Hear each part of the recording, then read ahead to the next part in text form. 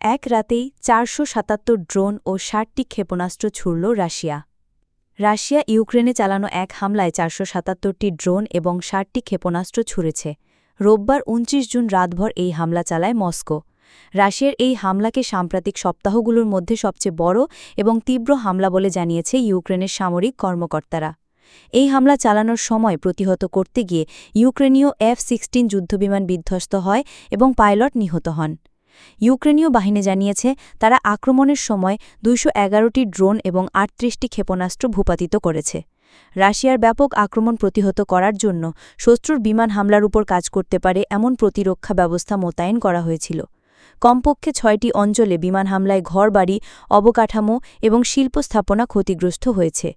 Lviv, Poltava, Mykolaiv, ডিনিপ্রোপেট্রোভস্কে, চেরকাশি এবং ইভানো-ফ্রাঙ্কিভস্কে ব্যাপক বিস্ফোরণের খবর পাওয়া গেছে। চেরকাশিতে বহুতল ভবন এবং একটি কলেজ ক্ষতিগ্রস্ত হওয়ার পর এক শিশুসহ ৬ জন আহত হয়েছেন। গভর্নর ইহোর তাবুরেটস এসব তথ্য জানিয়েছেন। স্থানীয় কর্তৃপক্ষ প্রকাশিত ভিডিওতে দেখা গেছে ভাঙা জানালাসহ পুড়ে যাওয়া ভবন এবং জরুরি কর্মীরা বাসিন্দাদের সরিয়ে নিচ্ছেন।